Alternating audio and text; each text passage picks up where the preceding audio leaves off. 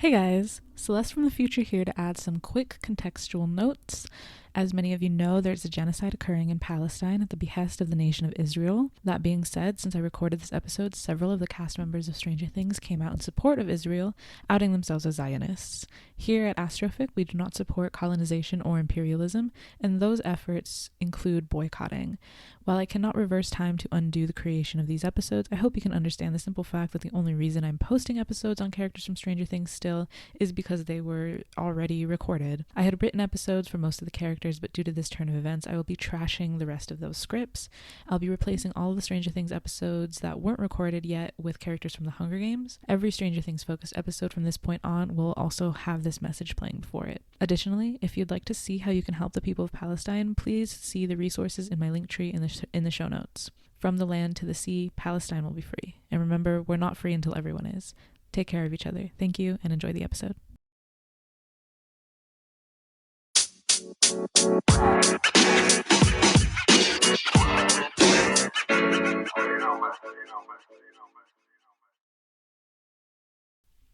Welcome to Astrofic, your dose of fun, relatable astrology content where we apply astrology to fictional characters to find out why they're like that.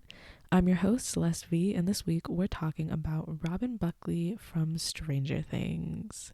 She is, according to my notes, the only one of the teens to have a birthday because of the Rebel Robin podcast and book. Her birthday is March 10th, 1968. Even some of the kids don't have like exact birthdays, so you know how we roll. If there's a birthday, we use it. If there isn't, I make one up. So she has one. We're gonna use that.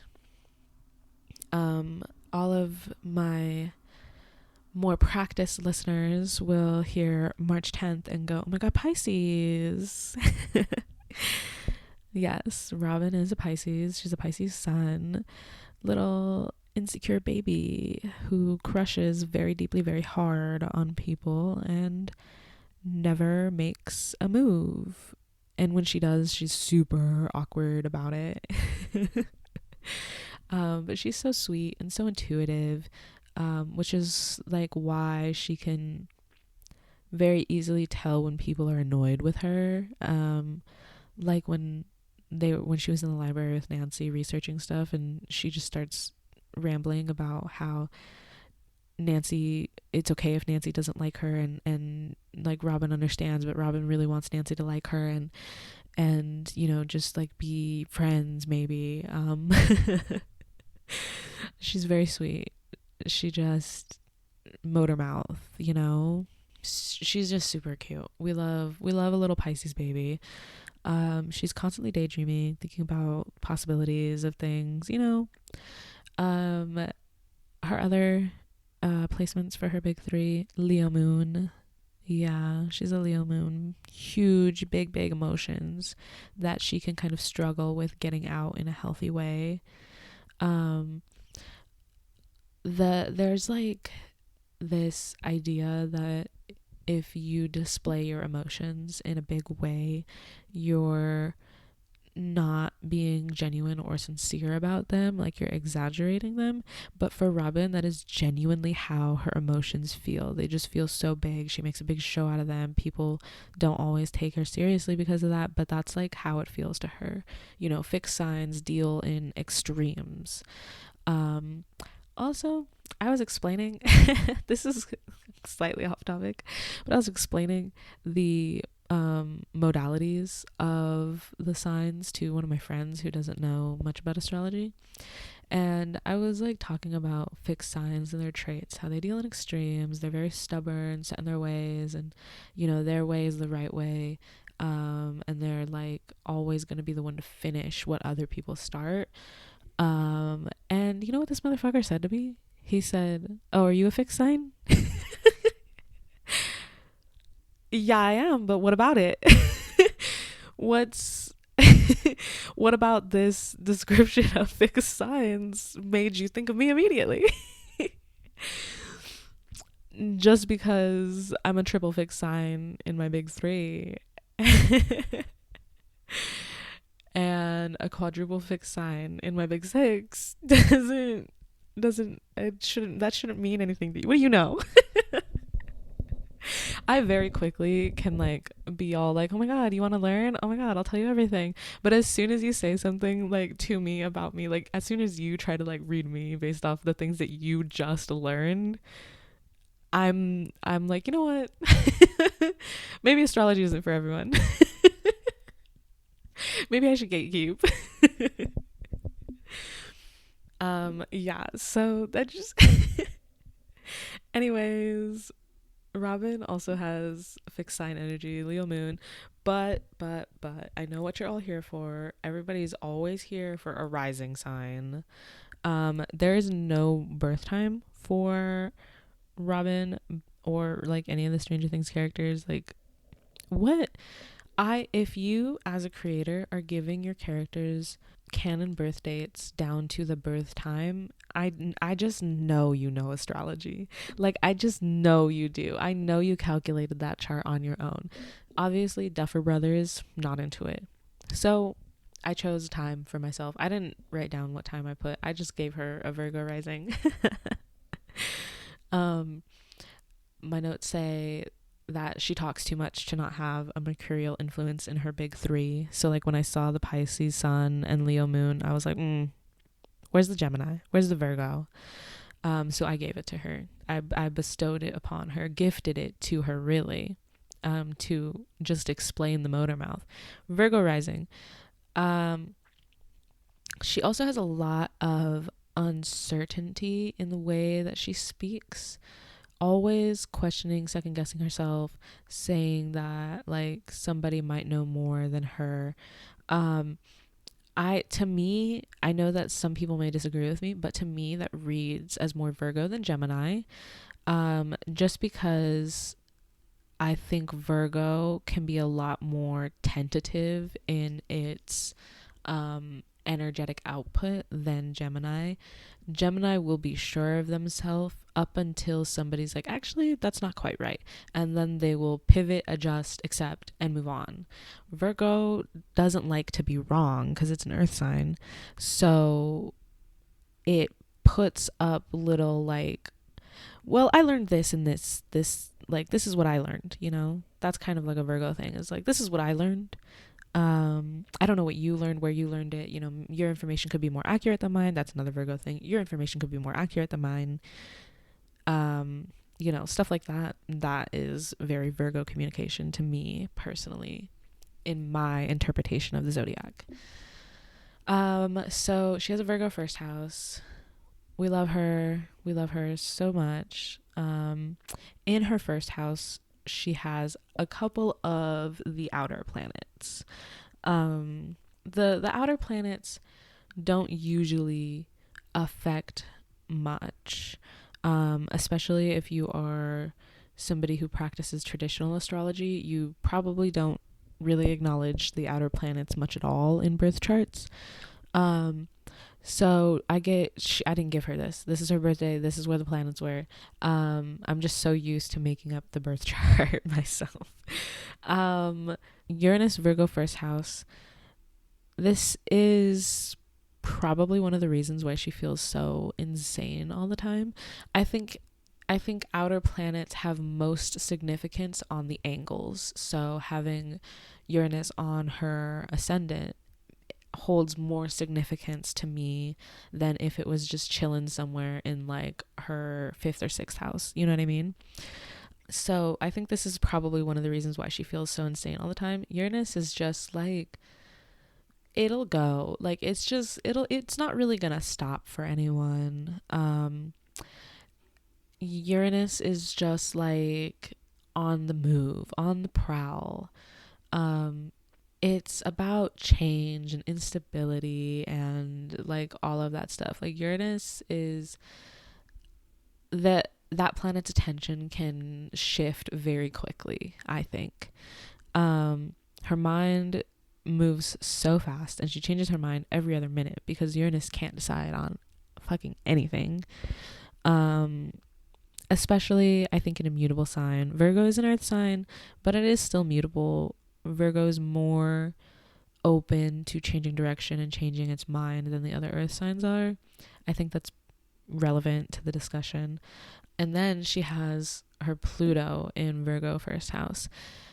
Pluto in Virgo is potentially in fall. That is still debated amongst astrologers, because we don't have a lot of set in stone stuff about the outer planets. But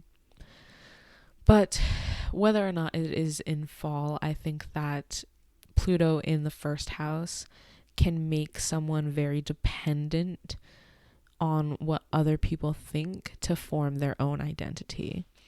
Like, this is kind of a strategy that people use as children, like growing up, early adolescence kind of era, where you'll look around at your classmates and you'll see which ones are being picked on, and you'll go, okay, well, I can't be like that, like them, because then I'll get picked on. So which other direction can I pivot? And sometimes young adolescents don't like themselves because of that, because they are, forming their identity around what other people think of them.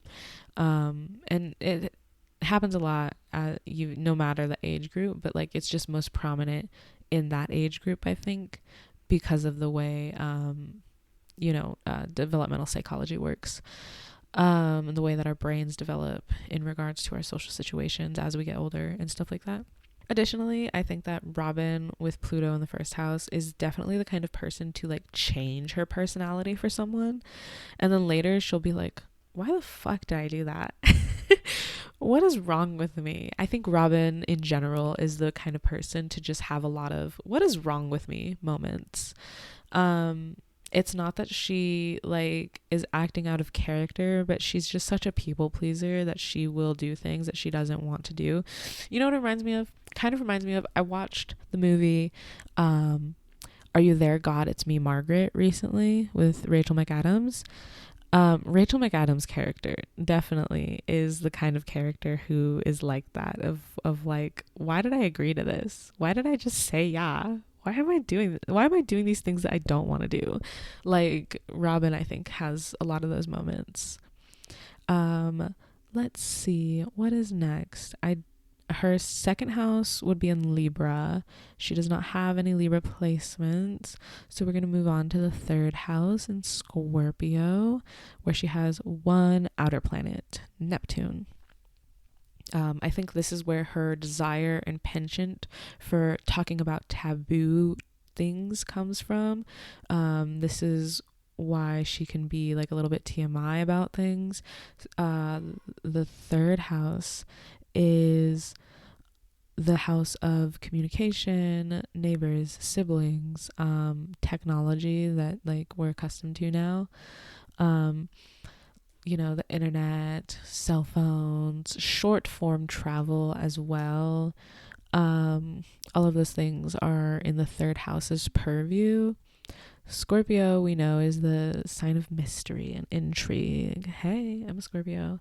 I don't like, if this is your first episode of the podcast, maybe I should have like introduced myself at the top with like my big three so you can kind of get the energy. Maybe I should start doing that. Maybe I'll start doing that. This podcast is always evolving. I'm always learning new things that I like to do and I don't like to do. So every episode is like different. Anyways, Scorpio, we love her. Neptune in Scorpio. Neptune is delusions. It is spirituality. It's drugs and higher consciousness, but like not grounded in reality at all. It's very imaginative, very creative, very delusional. Once again, I'll say it again, say it twice. So those energies together, that like imaginative, creative energy with Scorpio's like mystery and like fixed like hardness, coldness, I think that combines to be like Robin's desire to talk about taboo things, to like, and really it comes from a desire to learn, right? Nobody talks about these things, but Robin as a Virgo, very curious, very intellectual, and just wanting to know everything about everything. Like, that's why she talks so much. She just has like a million things to like spin around in her head and get out like in a conversation with people to see what other people's opinions are, you know. I think that this is also really funny because she will get onto these topics with like complete strangers or like teachers, people that she doesn't know as well as she thinks she does. But then when Steve is like, hey, I like had sex with this girl, she's like, whoa, dude, I don't want to fucking hear about that. Get away from me. You're disgusting. If ever Steve wants to talk about these like more taboo things, she's just like, I actually despise that these words are coming out of your mouth. She gets so she gets so frazzled and like grossed out by him. Which is how we know she's a lesbian, right? Because I love Steve Harrington. I love women, but I love Steve Harrington. If Steve Harrington was real, oh my God. I mean, there's a reason why, like, the first year of this podcast, I did an episode on Steve Harrington exclusively, and it was my most popular episode.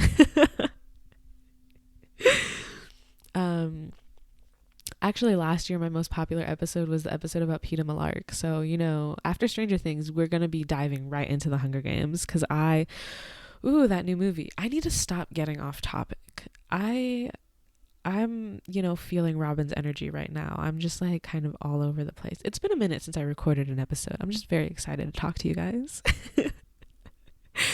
But let's move on. Let's move on to the fourth house. Okay. Jupiter in Sagittarius, fourth house.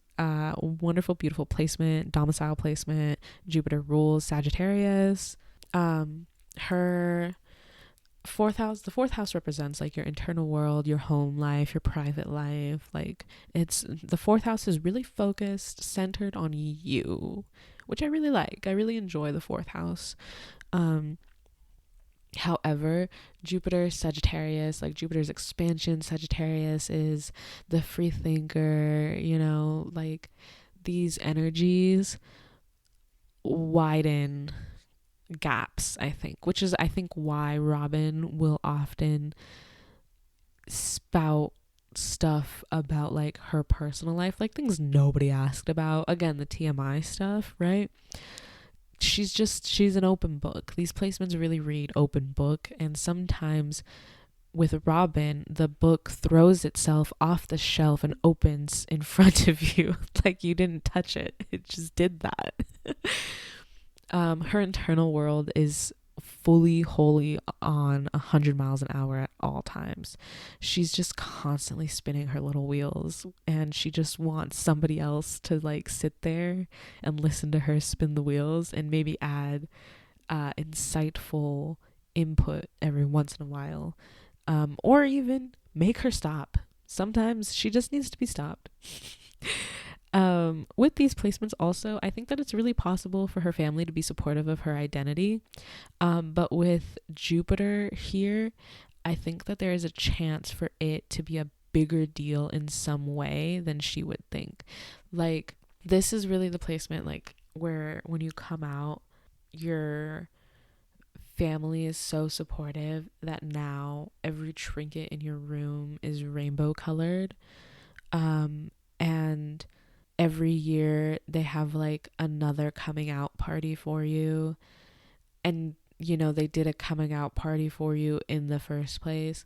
This placement is giving like, oh my God, why didn't you tell me you were gay? I would have baked a cake. But I do think that there's also the possibility for her parents to be upset about something about her identity that is not even like a little bit homophobic. It's just like a weird thing. You know, it's kind of giving like her dad hears her say that she's a lesbian and he goes, oh my God, so you're never gonna own dogs? And like that's his beef. Like, it's so ridiculous, so like really not connected and maybe rooted in stereotypes, but like not like really harmful, just like stupid stereotypes like that don't really make any sense. That's really like the vibe that I get from this. I hope that she comes out in the show to her parents, and we see her parents and we see her come out, and that it's funny. I don't want it to be sad. I want it to be funny. I want more funny coming outs in media, if there are any coming outs at all. Sometimes you don't need a coming out. Like, we got the sad coming out when her and Steve were like beaten and bloody in the bathroom at the Starcourt Mall, and she just goes, Steve, and he's like, oh, and like I'm sobbing, you know. We don't need another one of those. We got it. It's on film. It's already published. We're good. Fifth house next. I feel like I really, when I'm by myself and I'm like in it, I just like run through these placements. Like we are racing. I don't know why I do this. Her fifth house would be in Capricorn, of which she has no placements. This girl like has like no stability. Like, I know she's a Virgo rising, but like that's not as stable as people think. She's just like all fire and water. God, yeah, they really did that justice. Next house, Aquarius, sixth house. She's got a few things in Aquarius. We have her Mercury, which is her ruling placement because she's a Virgo rising and Mercury rules Virgo. Okay, you follow. It's in an air sign, which fast moving as fuck, but it is a fixed sign. So, you know, a little bit more deliberate, a little bit more conscious.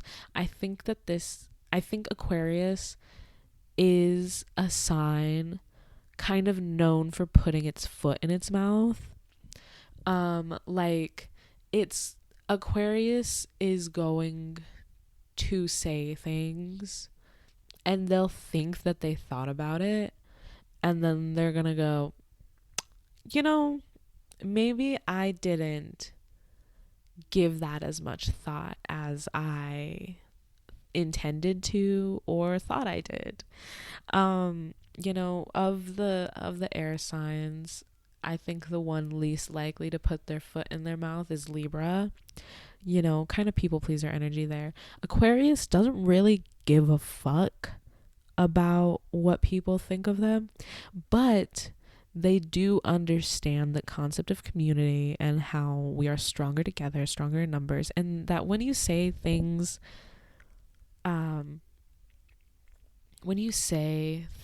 are like awkward, like that's ruining your chances of creating and like connecting in community. So yeah, I think Robin is really good at putting her foot in her mouth. The only way that her Mercury placement could be any like moving any faster is if it was in Gemini. Like truly, like imagine if her Mercury was in Gemini and her mind was moving, instead of 100 miles a minute, it's going 300. Crazy. I think that with this placement, the sixth house is your health and your daily routines and, you know, things that you deal with every day on a kind of conscious or unconscious basis, like automatic routines and stuff like that, and the things that you choose to spend your time doing day by day. So I think that like this placement brings a bit of like nostalgia core to who she is. You know, she's, what is it, it's the 80s, so she probably like is one of those girls in the 80s who like looks back at the 60s and is like, wow, what a time to be alive. That's so cool. So that's it for her Mercury in Aquarius. She has one other placement in Aquarius, I believe it's just one. Yeah, just one. Her Venus is in Aquarius. I know that there is a lot of Venus and Aquarius slander on the clock app. I'm here to say I don't care. I'm here to say I don't give a fuck. I love a fixed sign Venus. I really do. Especially like Leo and Taurus. I mean, Taurus is ruled by Venus, should not be included in this conversation, but love a Taurus Venus, love a Leo Venus. Aquarius Venus is pretty high up there.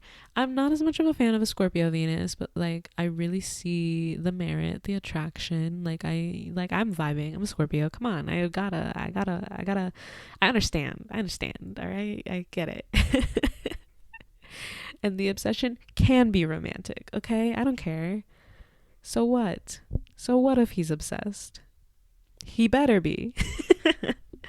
Anyways, Aquarius, Venus, 6th house. I think that once she like loves you, it's very hard for her to get over you. We kind of see that with her first crush. I already forgot that girl's name, but you know, the one who can't sing that well that Robin liked, and came out to Steve saying that she liked. So took her a while to get over that girl. That girl literally went to Nashville, like started a whole like music career. Crazy. Anyways, her Aquarius Venus, I think that like with the unconventionality of Aquarius being in Venus, like definitely a little hint at her being a lesbian and, you know, not being of conventional sexuality. Like all fixed Venus signs can become obsessive with their potential partner or their crush, consuming her every thought, as we know. Especially with Mercury right there, that little like conjunction between the Venus and Mercury definitely like lends itself to obsession, in my opinion. Again, I will never be like, oh my god, being obsessed with your partner is bad. Why would I say that? You better be obsessed with me, you know? Anyways, if someone is in her like daily life more, she's more likely to fall for them. Definitely friends to lovers trope. This is why she always falls for one of her friends or one of the people in band with her. She just sees them a lot, and then she's like little Pisces fixation crush, proximity crush, and then Pisces hands the proximity crush over to the Aquarius Venus and the Aquarius Mercury, and Mercury's like, I'm gonna be thinking about this all day, and the Venus is like, yeah, I can get obsessed with this. This awesome daydream is awesome. And that's just the way it is. All right, moving on to the 7th house. Again, my practiced astrology girlies will know that the 7th house is in Pisces, because the 7th house is opposite the 1st house, opposite the rising, and her rising's in Virgo. So we use whole sign here just because it's easiest. That's really it. So we're in the 7th house in Pisces. We've already talked about her sun sign. I feel no need or desire to talk about it again. We just love a Pisces baby. That's it. Well, we love a little Pisces teenage girl. The jury for Astrofic is still out on grown Pisces men. I try not to take any of the slander on any sign to heart. I really take it with a grain of salt. I really don't trust or believe. But I've known Pisces men, and I'm afraid that it's not slander. It's just truth.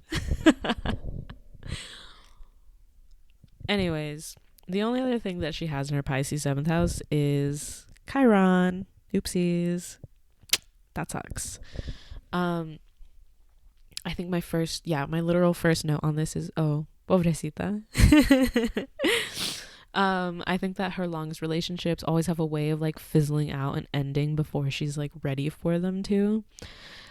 She also has this willingness to stick her neck out for others, and sometimes it can be a sore point or get her into like a little bit of trouble.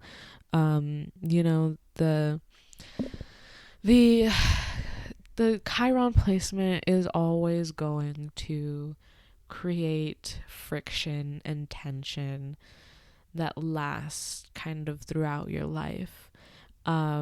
And unfortunately, this is in a house of relationships, and I think that is one of the hardest places to have Chiron, because it's honestly, a lot of the times it's not you, it's not your bad. Like, other people, you're just like so acutely aware of how other people aren't very nice or kind a lot of the time, and for some reason they feel that it's okay to be not nice to you, but they'll be nice to other people. Yeah, it's just a really tough thing to have, is Chiron in any house that deals with relationships. The 4th house, that would suck. The 7th house sucks. I think the 11th house would also suck. Is that where my Chiron is? It might be. I think it actually is. I'm not checking that right now, but yeah, those things, I think with relationships, it all really sucks really bad. I don't want to talk about that anymore because it's sad. So we're going to move on to the 8th house. Way better, right? Way better, way happier house. Some of you guys are laughing right now. The 8th house probably would be Robin's favorite house. It's all about the taboo stuff. It's about other people's wealth, other people's money that you may be handling or inheriting. It's about the cycle of, life, death, rebirth. Very beautiful, wonderful, lovely house to me personally. Some people are scared of it. Some people should rightfully be scared of it. Not everybody is a Scorpio and equipped to deal with this kind of mystery and darkness and intrigue.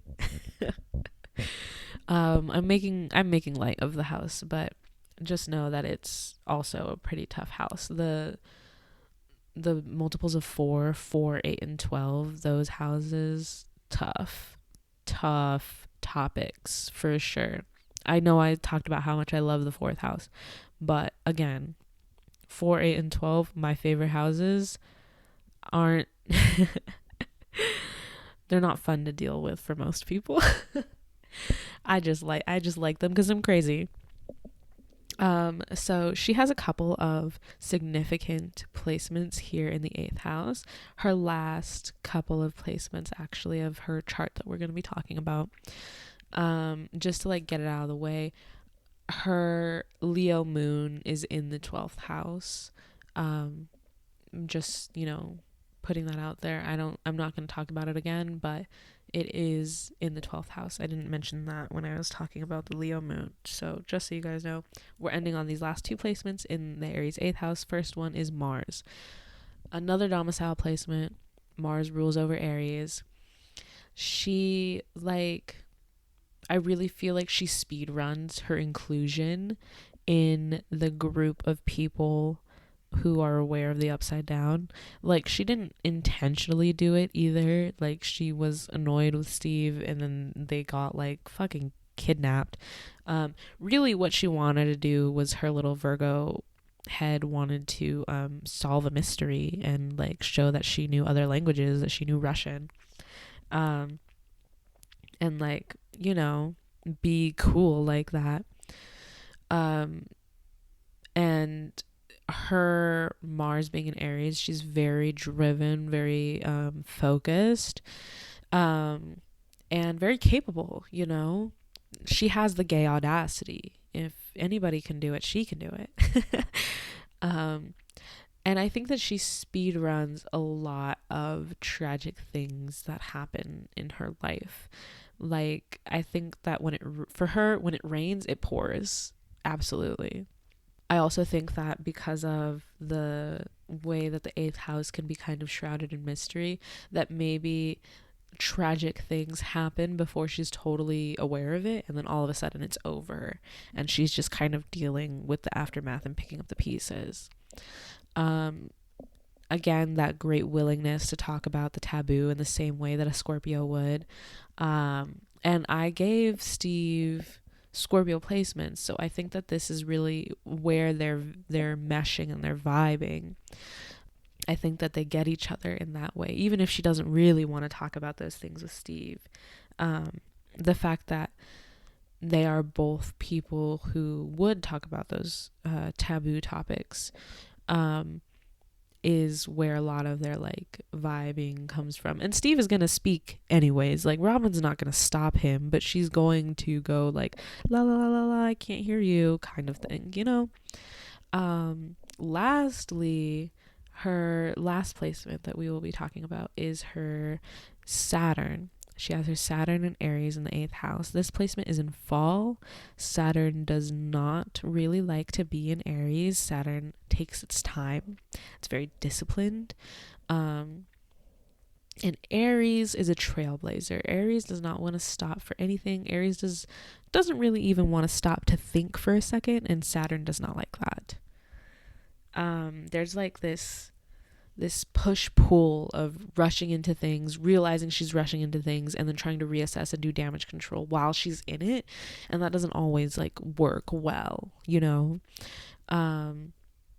Yeah, she just like constantly thinks that she knows the outcome and then rushes ahead and then realizes that things are not going the way she thought they would, and then has to like pull back and like stop and then like figure out which way she needs to go now, and then rushes off in that direction, and it, you know, starts all over again. Very like start stop kind of movement with this, I think, because Saturn wants her to like fall back, like take her time, and Aries is like, absolutely not, we're getting into this, you know. So yeah, that is Robin Buckley's chart. You know, we stan a lesbian in the 80s. And we love a motor mouth Pisces baby. Like, she's just great. I love Robin Buckley as a character very much. I was deeply saddened when they stopped doing the Rebel Robin podcast. So with that, we've reached the end of the episode. As a reminder, you can find everything related to Astrophic and me in the link tree in the show notes, including my Etsy shop where I sell tarot readings. As of recording this podcast, have not done this, but am planning to add a couple of slots for birth chart readings onto my Etsy. If you have something you'd really like to add to the conversation, I'd love it if you left a voice note. They're about a minute long, and who knows, maybe I'll include your note in a future episode. Don't forget to leave a rating and review on Spotify and Apple Podcasts, and tell your friends about me. Also, I checked, we have 11 5-star reviews on Spotify. Thank you guys so much. That is so meaningful. That's so beautiful. Astrophic is being listened to in 13 different countries. That's incredible. Thank you guys for giving this podcast a chance. Sorry that my upload schedule is so sporadic. I'm really trying to make it a goal to get better at my uploading schedule this year, because I really do enjoy doing this podcast, and I think that it is beneficial to me as a person and my soul to do this podcast and sit here and chat with you guys about characters we all love and astrology, and you know, I just have a lot of fun doing this podcast, and I don't want to stop. I'm just all over the place. My real life is crazy. All right. Well, that's the end of the episode. Thank you guys for listening. You've been listening to Astrophic, your favorite astrology podcast, hosted by me, Celeste V. Don't forget to leave a rating and review, and we'll see you next time. Thank you. Love you. Bye.